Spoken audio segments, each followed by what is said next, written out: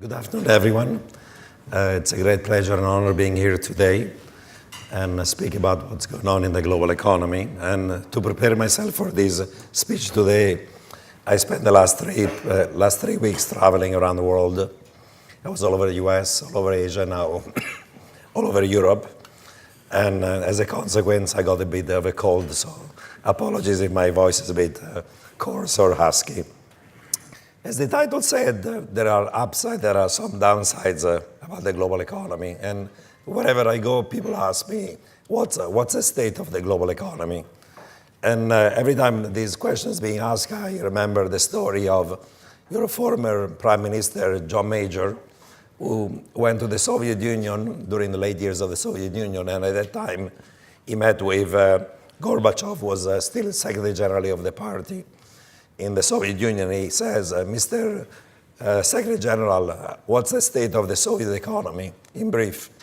And Gorbachev looks at him dourly and says, good. And John Major is a little bit perplexed and says, could you elaborate maybe in a couple of words? And Gorbachev looks at him dourly again and says, not good. So if you ask me what's the state of the global economy, in one word I would say good. In two words I would say not good.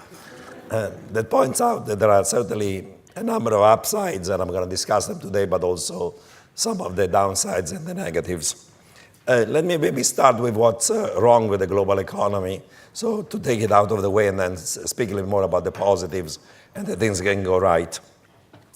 As you all well know, there was a global financial crisis. It was the worst since the Great Depression. And then there was a Great Recession. And since then, the recovery in advanced economies has been anemic, subpar, below trend.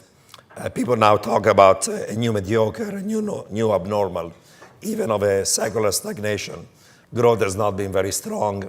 And in parts of Europe, unemployment rates remain also very high, and job creation as well. So that certainly is one of the negatives. Secondly, we've had a bunch of recent risk-off episodes in the global economy. Summer of 2015, when there was worries about Chinese hard landing.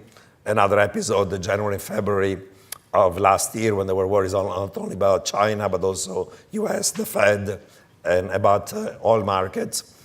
And there was even an episode of risk-off, short-lived after the Brexit vote. It was much shorter than the previous ones. So there have been episodes in which the global economy and markets move from risk-on to risk-off and significant market corrections.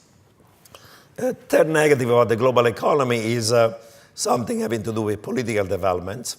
In the last year or two, there has been a significant rise of populism and a backlash against trade and globalization. And as we know, trade, migration, globalization, technologies, innovation leads to winners and to losers. On net, it's beneficial for the global economy, but if you are a low-skill, blue-collar worker, and because of technology, even a low-skill service worker, those phenomena are leading to loss of jobs and income. And now the losers are becoming politically organized, and we've seen the effects of that with the election of Trump, with the Brexit vote, with the Italian referendum. And I would say that especially in continental Europe, the concerns that there's going to be extremist party with extreme right and left coming to power in the next few years is one of the things you have to worry about as well. And populism and that backlash probably is going to be an important theme for economies and markets in the next few years. So those are the kind of things that probably you want to worry about. What's going right in the global economy?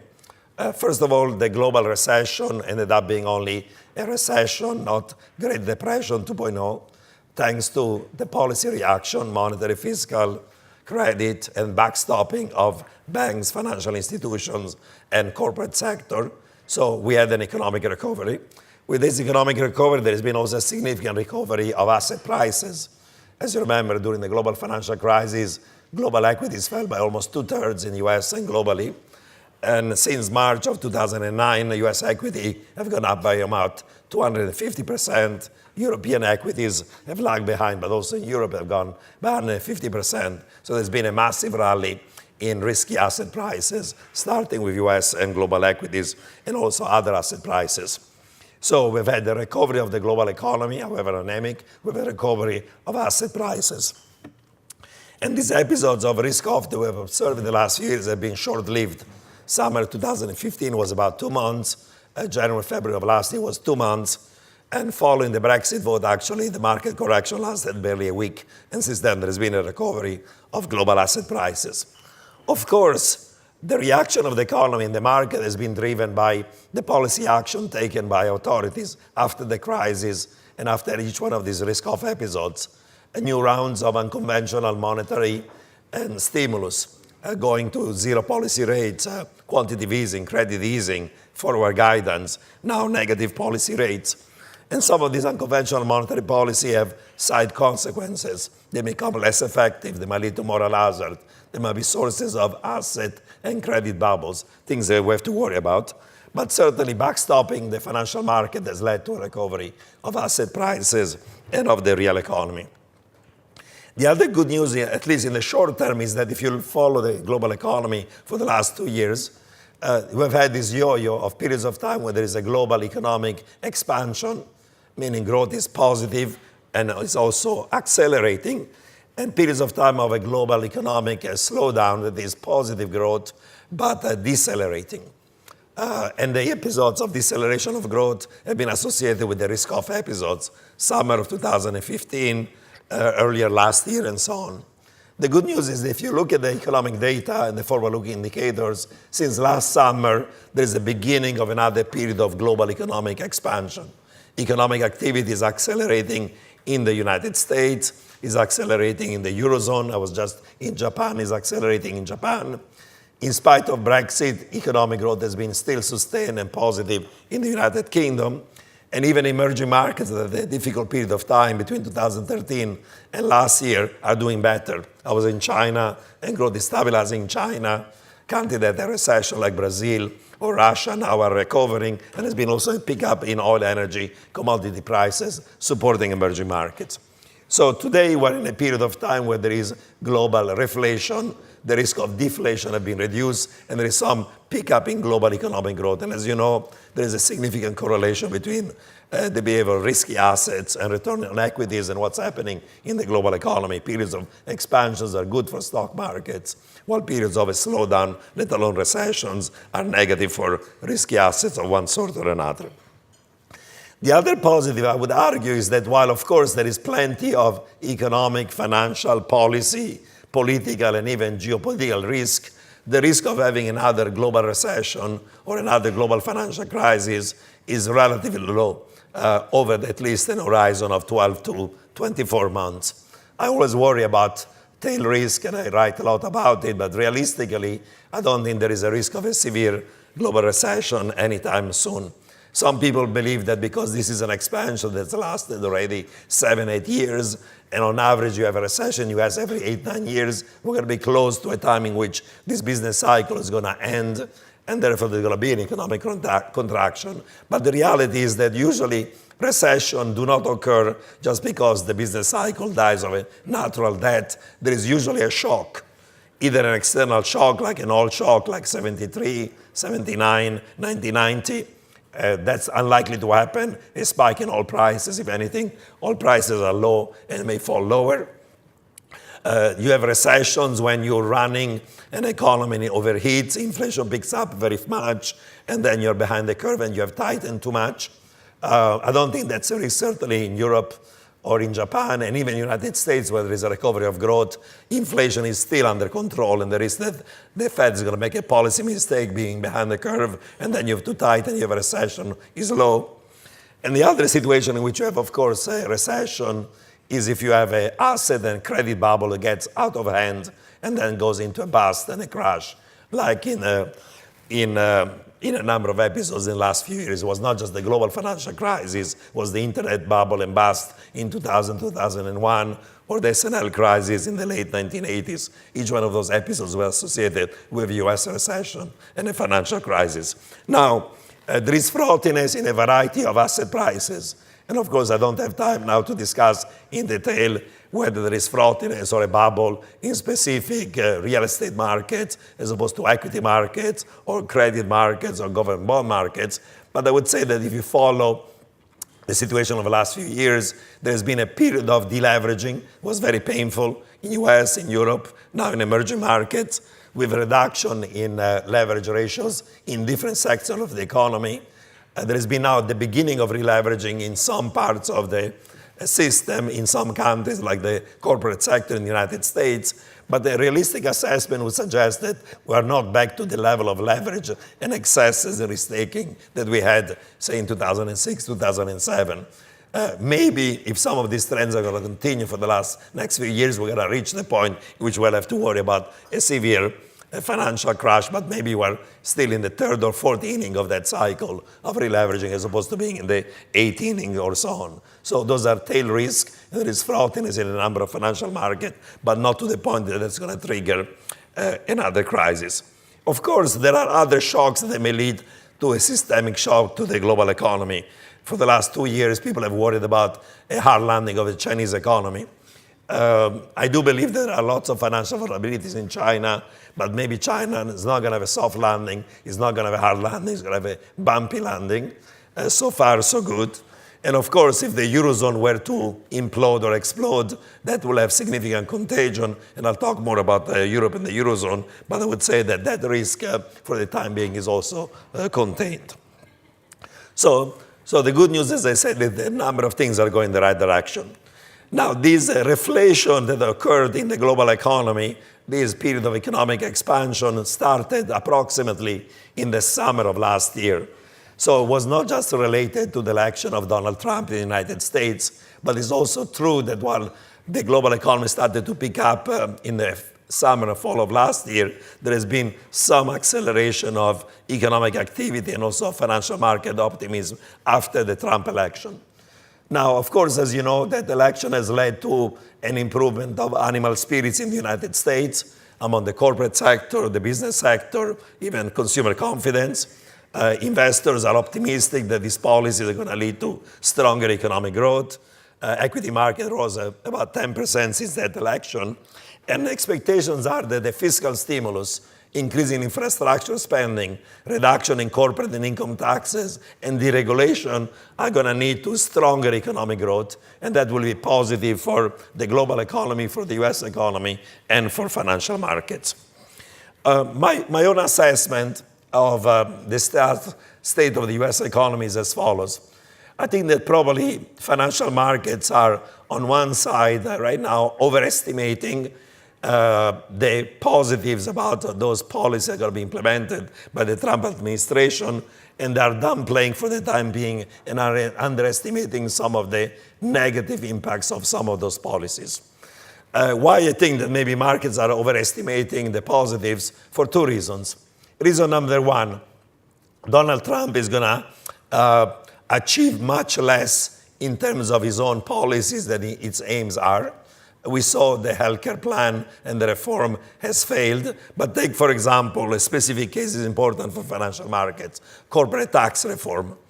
The original plan of the administration will be to reduce the corporate tax rates from 35% to 15%, in addition to a number of other changes. Now, that's highly unlikely to happen because cutting corporate taxes by from 25 to 15% implies a revenue loss of about $2 trillion over a decade. And the plan of the administration is to make sure that that corporate tax reform is going to be revenue neutral. How do you make it revenue neutral? You need a significant amount of savings from the healthcare reform. That's not going to happen. And you needed to have also the border adjustment tax. And after 3 days in Washington, my assessment is that the border adjustment tax is a bad idea, but more importantly, is dead on arrival. And that was supposed to give you at least $1 trillion revenues. Now, suppose you don't have now those revenues to have the tax cut. You have two options. Option number one would be to essentially finance it with a deficit. Say, I don't care, and I'm going to have a larger fiscal deficit, and I'm going to go ahead that way. The other option, to scale back your ambition, how much you can do with corporate tax reform. I don't think that they're going to go with the first option for three reasons. Reason number one is that there are enough Republicans in Congress, senators and House representatives that are worried about the deficit and are going to vote for a budget deficit is going to be rising significantly. So that's going to be politically not acceptable. Secondly, suppose that you have a significant larger fiscal deficit, and the corporate tax alone is going to increase the deficit by about 1% of GDP, let alone infrastructure, military, and other tax cuts. Markets today are pricing in only a fiscal stimulus of 1% of GDP, and because of that, the dollar has gone higher, long-term interest rates have gone higher. Suppose that the fiscal deficit is not 1%, but 2% of GDP, then the dollar is going to be much higher, long-term interest is going to be much higher, that's going to crowd out the recovery, and a stronger dollar is going to reduce net exports, reduce aggregate demand, and hurt the white blue-collar voters that have voted for Donald Trump. And he has been elected on Buy American and Hire American and having jobs for these white blue collars. So a very strong rise of the US dollar is not going to be something that's going to be desirable. So for this reason, I think that the option of just blowing the fiscal deficit is going to be unlikely. Now, if you don't want to blow the deficit, then you want to make this thing revenue neutral. And by the way, if you make a tax cut that is not financed, it's only temporary, it's going to have to expire after 10 years, then the other option is to be much less ambitious. You can reduce the tax rate from 35 to 30%, maybe to 25% if you widen a lot of the base and so on, but that's the most you can achieve. So the point I want to make is that in reality, they're going to be able to achieve much less than they want to. I gave you the example of the corporate tax cut. You saw what happened with the healthcare. You can say the same thing on infrastructure or income taxation and so on and so on.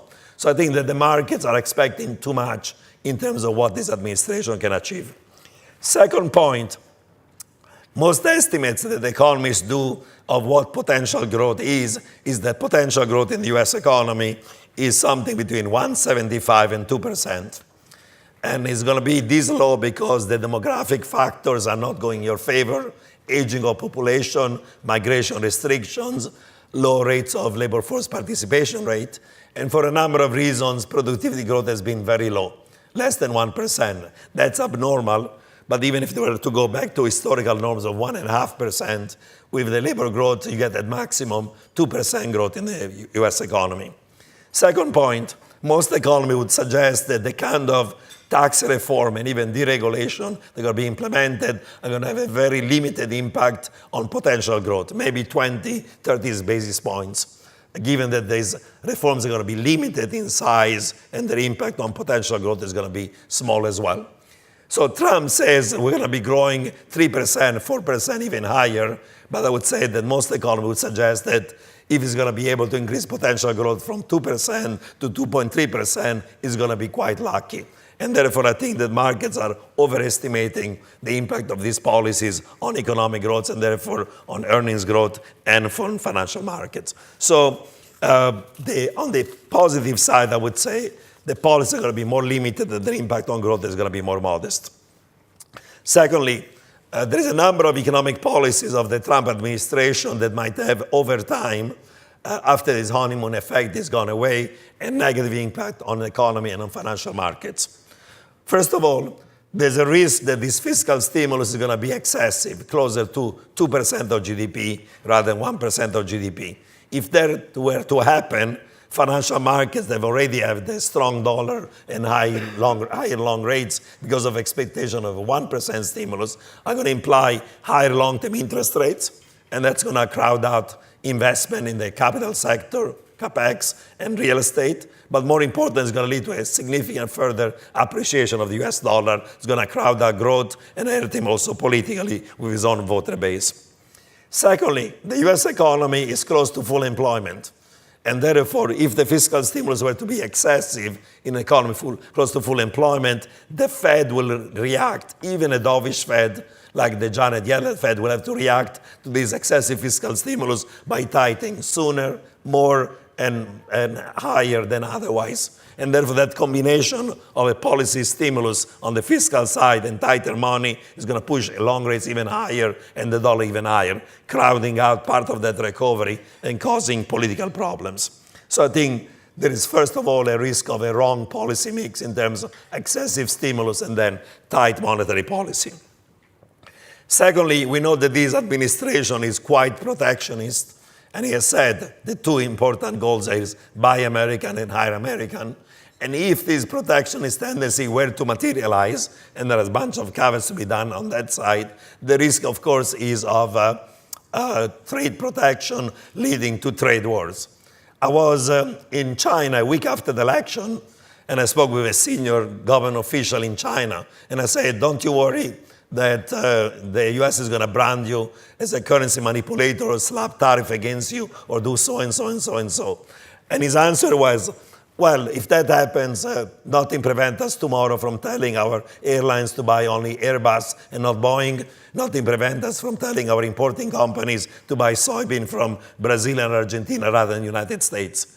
Meaning China has leverage and power, and if a protectionist policy were to implement by the US, you're going to have trade wars, and that's going to be negative for economic growth in US and globally, and negative for financial markets. So I would say risk of protectionism and trade war is something to keep in mind.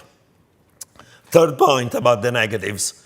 There are going to be restrictions to migration, and those restrictions to migration not only against individuals who are coming, say, from Muslim countries, but also restriction to migration of skilled workers, like those who are coming under H-1B programs or otherwise, are going to have an impact of slowing down the labor supply growth in an economy that is aging and in an economy where labor force participation rate right now is low for a number of structural reasons. And everything else equal, as you know, potential growth in the US, but also in the UK, and that's an important implication of Brexit, implies slower growth of the labor supply, and slower growth of the labor supply implies lower economic growth. So if these policies towards migration were to becoming highly restrictive, both in the United States, but also in the United Kingdom, then you'll have a slowdown of economic growth. And again, markets are trying to underprice that kind of a risk. Four types of risk in the United States. The corporate sector, of course, is happy that he's saying less taxes, less regulation, and he rallies on those kind of news. But Trump has a tendency of essentially trying to micromanage the corporate sector, telling them where to hire, where to produce, where to invest, even how to price things. So he bashes the car makers for going and producing in Mexico. One day he says, I'm going to have a healthcare reform, and that's good for the pharma stocks. The next day it says those price gougers in the pharma sectors, we should freeze or restrict pricing, and that leads them to a correction of those prices. So there is this tendency of micromanaging decision of the corporate sector. And Ned Phelps, who is a Nobel Prize winner in economics at Columbia University, wrote a piece recently, said those kind of policy reminds him of the corporatist policies that Nazi Germany or fascist Italy was pursuing in the 1930s, of telling firms what to do, where to hire, where to invest, and so on. That might be an extreme statement, but the concern is that micromanaging those decisions leads to a less efficient allocation of capital, of labor, domestically and across the board. And that's certainly something that is a tendency of using moral suasion or immoral suasion to tell the corporate sector what to do or what not to do. If President Obama had said 1/10 of the kind of things that Trump had said about the corporate sector, he would have been accused of being a Bolshevik or a communist. But since Trump says it, people think it's okay. It's not okay, and there are significant concerns in the corporate sector about having this type of micromanagement. So if you sum the positives and the negatives, I would say the following thing. The US economy is accelerating. It was accelerating before the election, and some of these policies will be implemented, and their impact is going to be positive on economic growth. And the feedback that is positive between better sentiment, animal spirit, better confidence, some element of a stimulus is going to lead to a pickup of economic growth. I don't think we're going to get 3% growth this year, maybe 2.5%, better than last year, and therefore the rally in US equity could continue. But as you have seen in the last few days or weeks, this rally, this reflation trade or Trump trade is becoming more wobbly. And it's becoming more wobbly because people are realizing that this is an administration in many dimensions, is not very competent, is not very efficient, it might not deliver as much. And two, I think that over time there'll be also realization that the impact on growth of these policies are going to be more modest than otherwise. And there is also a concern, I think, rising that some of the negative policies might have a negative impact on economic growth over time. So I would say the rally and the economic recovery may last another 6 to 12 months, but maybe over time the negatives might reassert themselves, and then eventually a market correction can occur. Of course, we don't know for how long that strengthening of growth in the market is going to continue. It's going to depend very much on the nature of the positive policies, and we don't know yet whether the worries about the negatives are going to materialize, as some of us worry, or as the market seems to be pricing right now, saying protection is not going to be a big deal, restriction of migration is not going to be a big deal, the policy mix is not going to be so undesirable, and it's not going to micromanage the corporate sector as much. The answer is we don't know. Final point about the US I think is important. Of course, what's going to happen to the economy depends also on the Fed. And there is an obsession about the markets, about, of course, whether the Fed is going to hike rates 3 times or less this year, and what's going to be impact on long-term interest rates and the dollar. Those things are important, but I would say the other important thing that you have to follow this year is the following thing. The Trump administration will have a chance to completely change the composition of the Board of Governors. There are 7 governors, and 12 months from now, 5 of them, for a bunch of reasons, are going to be gone. So they'll have to replace 5 people. And if Lael Brainerd leaves, as she might leave after those changes, you'll have 6 out of 7 completely new. And it's not just 6 out of 7, but later this year, the head of the New York Fed is going to also step down, Bill Dudley. The administration cannot pick him, but they can have an influence on who is chosen. And the head of the New York Fed is the one permanent voting member of the FOMC among those who are regional Fed governors. So essentially, you're going to have the troika of Janet Yellen, Stan Fischer, and Bill Dudley gone, and you'll have 7 important key members of the FOMC brand new, 12 months from now. And whoever they're going to be choosing is going to very much matter for monetary policy. Now, within the Republican Party, there is a bunch of Fed hawks, those who believe that we have to go back to the gold standard, those who believe that we have to have rules rather than discretion, those who believe that the Fed should have only single mandate, inflation rather a double mandate, those who believe that the Fed should be audited. And the noise in Congress has been, let's go and have a tougher Fed. The trouble is that even a dovish Fed, like the Janet Yellen Fed, will have to react to this policy stimulus by tightening. And if you're going to choose a bunch of Fed governors going to be more hawkish, that everything else equal imply stronger the dollar, higher long rates, and a slowdown of the economy. And therefore, while the rhetoric is going to be more hawkish Fed governors, in practice, I believe they're going to choose for people that are going to be more moderate, more mainstream, because it's not in the interest of a real estate developer to have a hawkish Fed chairman, or having a Fed that's going to tighten too much, too fast, too soon. The other concern I think is going to be important is that this administration does not want to have a stronger dollar, because a stronger dollar implies net exports weaker, jobs and income in the manufacturing sector weaker, and your voter base getting upset about you. But your policies of fiscal stimulus and monetary tightening, together with ECB and BOJ and other central banks around the world having still unconventional monetary policy, imply that the dollar over time will tend to go higher. Therefore, you have a contradiction. You want a weaker dollar, but your policies are going to lead to a stronger dollar. What can you do about it? It's not very easy. You can talk down the dollar, as the president has already started, but as we know, talk is cheap, and open mouth operation may impact the dollar only for a day or two. You cannot choose Fed governors are going to be more dovish than the Janet Yellen Fed is already as dovish as you can be. You could try to maybe do unilateral FX intervention, a unilateral plaza agreement. But if that were to be the case, trade wars become currency wars, and currency wars become intervention wars. That's going to lead to a panic in the market. Or you could unilaterally impose capital controls on inflows, on purchases from abroad of U.S. Treasury, but that's going to spike long-term interest rates in the U.S., and that will be damaging of the U.S. economy. Now, the only other thing you can do is to convince the ECB and the BOJ to exit sooner rather than later your easy monetary policies, but I don't think that the U.S. can have effective pressure on other central banks of the world to do their own bidding to keep the dollar weaker than otherwise. So I think those types of trade tensions are going to get a manifestation also in currency tension. Now, some of the strength of the dollar in the last few weeks has been losing steam, in part because the dovish Fed after the last FOMC, in part because some of this Trump trade reflation is losing some of its momentum. But I would say that over time, the currency should be appreciating US dollar, and that's going to be a source of currency trade and financial tension with the rest of the world. So that's one to keep in mind. Let me speak about Europe and the Eurozone right now.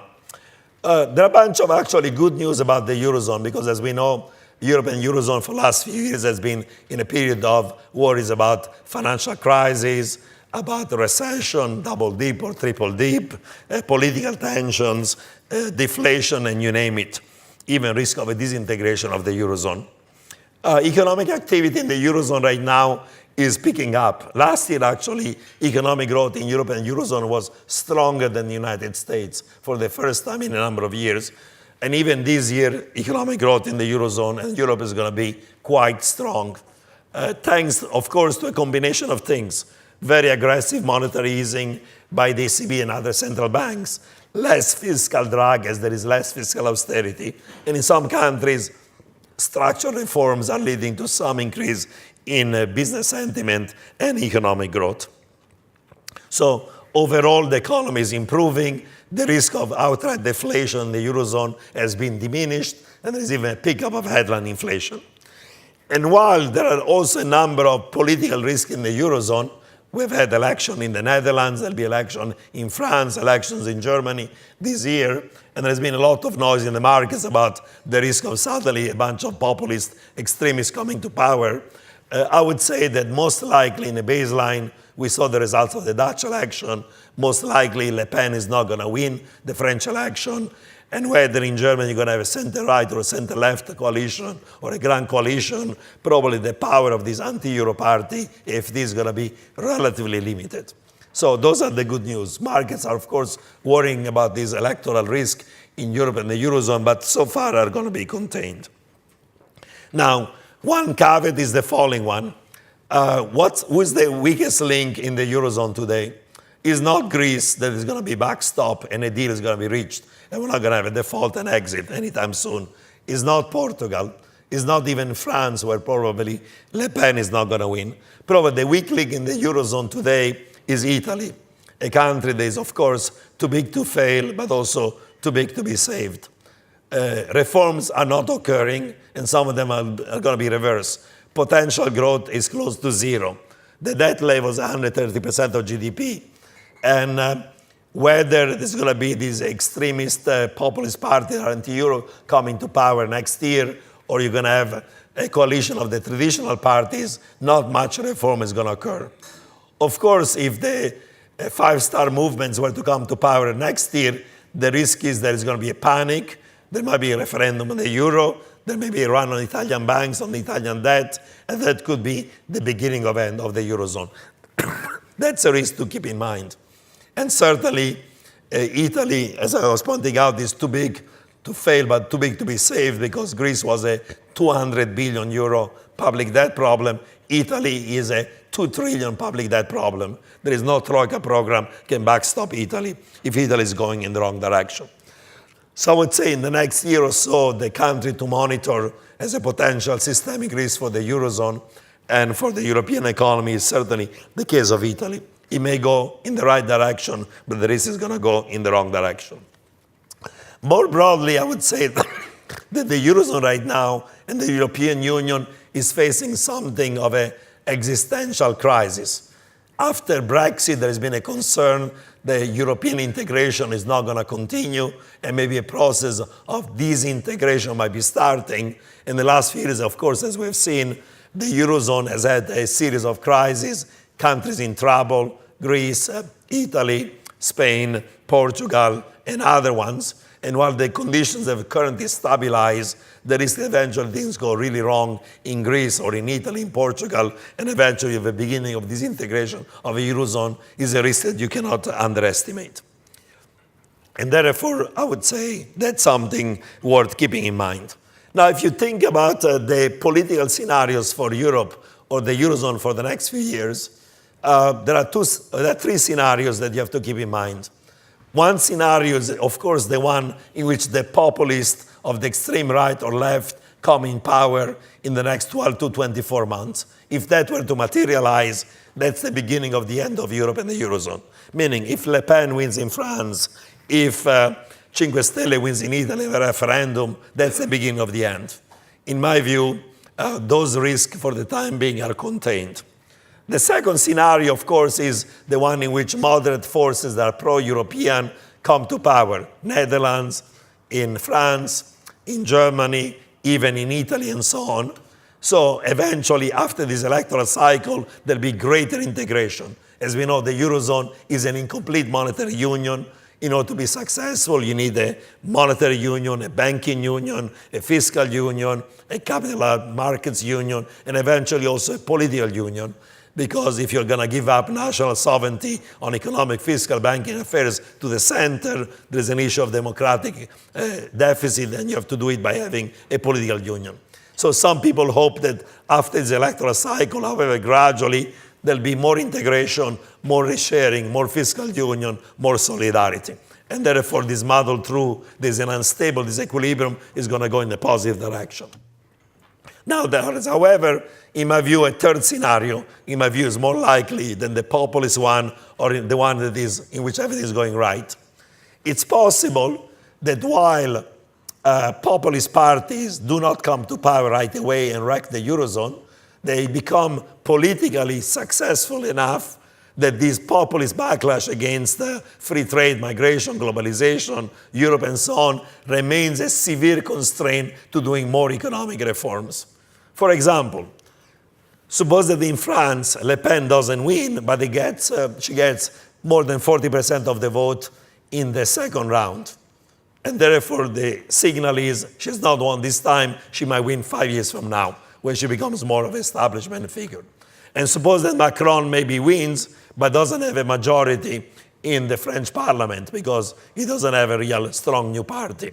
And therefore, you have a fragmented political system where you have a group on the right, populist, Le Pen, that's 40% of the vote, and on the left you have the left of the Socialist Party and the communists also in the streets going against the economic reforms. So you have a situation of stall.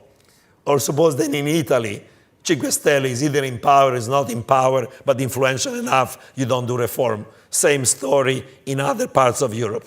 Then you could be in a situation in which in the next few years, the populists may not be yet in power, but they are strong enough to block reforms. Because of that, there is still uncertainty, there is still populism, and the reforms do not occur. You don't move forward. There is no political capital for doing more integration, because if there is no reform in the periphery, Germany will say resharing is a reshifting, a fiscal union is a transfer union, and if you don't move forward, this unstable disequilibrium eventually leads to a process of disintegration of Europe and the Eurozone.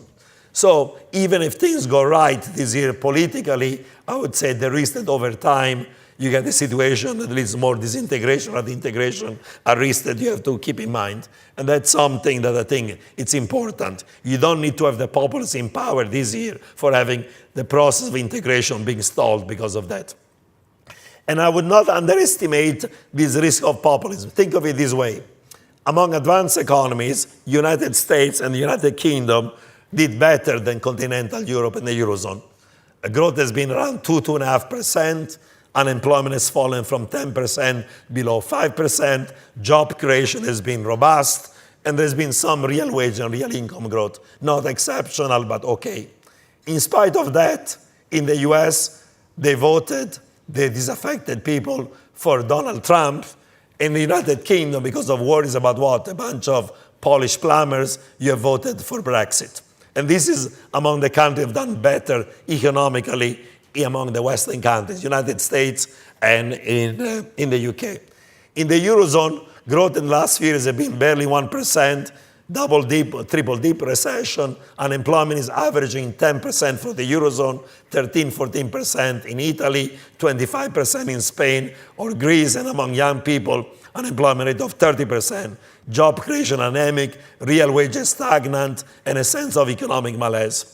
So if you got Trump and Brexit in the United States, over time, unless there is strong economic growth, real wage growth, job creation, this kind of malaise is going to imply that the populists are going to be still influential and more influential over time rather than otherwise. And therefore, the risk that this populist backlash against Europe and globalization, trade, migration, eventually is going to lead to political and economic outlook and outcomes that are severe in Europe is one to keep in mind. This might not be the year when that happens, but over the next few years, either you have stronger job creation and real income growth, or otherwise, these lingering issues are going to remain severe. Let me finally make just a few observations about Brexit and then about asset prices.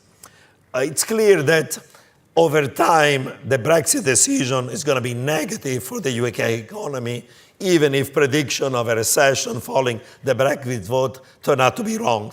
Turn out to be wrong because business and consumer confidence is holding up, and wrong because there was a massive policy reaction, monetary easing, credit easing, fiscal stimulus, and that led to an easing of financial conditions, lower interest rates, and lower value of the pound that compensated for the negative shock. However, over time, I would say that most economists would agree that Brexit is going to lead to lower potential growth or potential output. There'll be more restricted trade, first of all, and the restrictions to migration of people into the United Kingdom are going to also slow down the labor force growth and also slow down the growth of skilled labor force, because in a number of sectors of the economy, lack of skilled workers local is implied from healthcare, financial services, you name it, significant number of people coming from other parts of Europe and increasing not only the labor supply, but labor supply of high-skilled human capital people that influences positively economic growth. Now, of course, the impact on potential growth is going to depend on whether you're going to get a harder form of Brexit or a softer form of Brexit. And if it was a harder form of Brexit, greater restriction to trade and greater restriction to migration are going to imply a bigger impact on potential growth.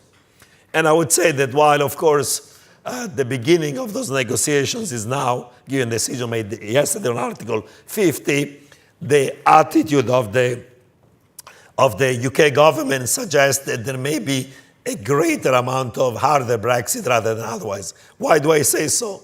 There's a bit of a trade-off between how much you have sovereignty and how much you lose market access. The more you have sovereignty, the more there will be restriction to market access. The more you accept less sovereignty, the more you have access to the single market. Now, the current position of the United Kingdom government is to say, we want to restrict migration in meaningful way. We don't want to contribute into the EU budget.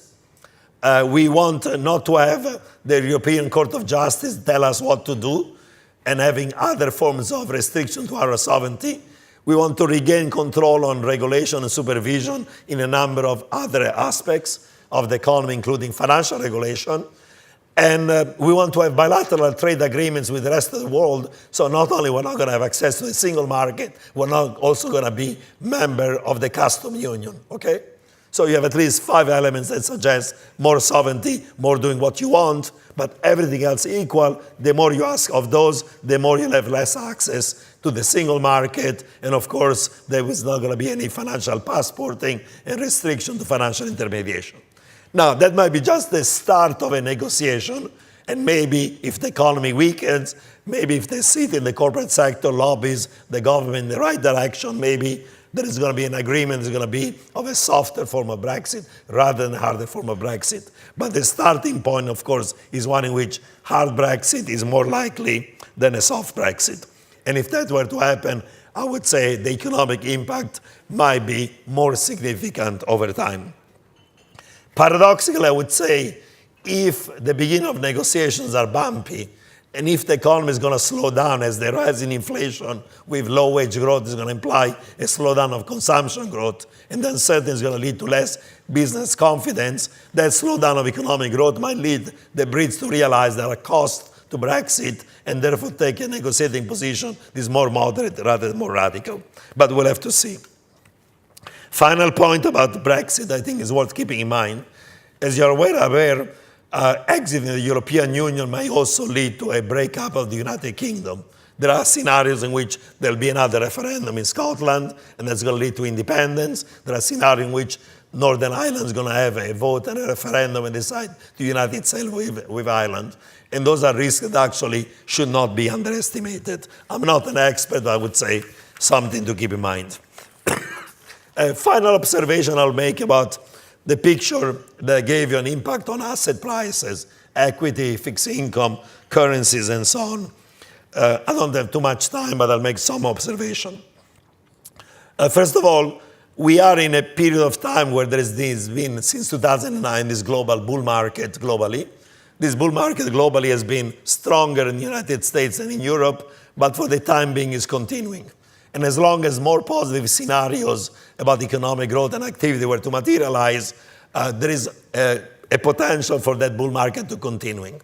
I would say that everything else equal, US equity markets have risen 250% as opposed to 150 in Europe, look like more stretched than in Europe overall, even if growth in the US is slightly stronger now than Europe and the Eurozone. PE ratios are higher in the United States than they are in Europe. There is going to be risk of economic slowdown if some of the negative policies are occurring, and therefore valuation in the United States looks stretched. In Europe, instead, as long as the political risks are limited, as long as the reform continue, as long as deflation is stopped and economic growth accelerates, probably there is greater upside. But when we speak about Europe, probably it's not constructive to generalize, to say all of Europe. It's not even constructive to speak about the Eurozone just in terms of core and periphery. Historically, in the last years of the financial crisis, the core was doing well, the periphery was doing not well. But look at the periphery of the Eurozone. Spain right now is doing well, Ireland is doing well, Italy is fragile, Greece is still fragile, Portugal is fragile. So even the periphery of the Eurozone is different. And when you look at the core of the Eurozone, Germany as an economy is doing well, France is part of the core, but is not doing well. Or other parts of the core, like Finland, are also having economic fragility. So probably generalizing is not a good idea. And in a world in which maybe global macro factors that have been driving risk on and risk off may become less important and will be more differentiation of economic growth, there's going to be also differentiation in return to asset prices. Of course, the macro factors matter. Of course, the risk on and risk off episode may lead to high correlation between all equity markets, but there's going to be maybe a greater amount of diversification. So picking the right regions, the right equity market, the right country is going to be important. And of course, there are financial instruments, including those offered by Stoxx here, that provide you that degree of regional or country differentiation. So you cannot take everything, lump it together. You have to do significant amount of differentiation. Additional point I think is very important here is the following thing. There has been some increase in long-term interest rates in US and less so globally, but that increase in long-term interest rate has not been so far negative for global equities or US equities, and I think for two reasons. One is that the rise in long-term interest rate has been driven more by expectation of stronger economic growth. Secondly, by expectation that deflation is over and there's a begin return to inflation. And in spite of stronger growth and slightly less risk of deflation, so far central banks are still quite dovish. Even the Fed is quite dovish, let alone BOJ, ECB, or other parts of the world. So as long as long-term interest rates are going higher and gradually, and there's not excessive monetary tightening, the rise in bond yields may be associated with still good returns on equities. And I would say that over time, probably equities can outperform bonds only because bond yields from here can go only gradually higher, while there's still upside for a number of equity markets. Final observation, I would say currency matters are going to become more important. And in a world in which domestic demand is weak and every country is trying to increase growth by having stronger net exports, and therefore that implies a weaker currency, you're going to have trade friction and currency friction. By definition, not everybody can have a weaker currency. If my currency is weaker, somebody else has to be stronger. If my net exports are better, somebody else's net exports have to be worse, because the sum of all net exports in the world is equal to zero. Of course, we don't trade with Mars or the moon. So it's a zero-sum game in currencies and in trade policies as well. And in a world in which protectionism is rising, The risk is that protectionism or protection risk leads to a risk of trade wars. Those trade wars lead to a risk of currency wars, and currency wars lead to a risk of monetary policy wars, and those risks lead also to a risk eventually of FX intervention wars. And that's probably one of the things is going to be also worth considering. Everything else equal, the dollar should become stronger relative to a number of advanced economies and currencies, but not everything is equal. And if the dollar becomes stronger, the risk is that then the US is going to become more protectionist, and therefore that's going to have side effects on financial markets and on economic activity. So maybe I'll stop here, and I'll be happy to take any questions. Thanks very much.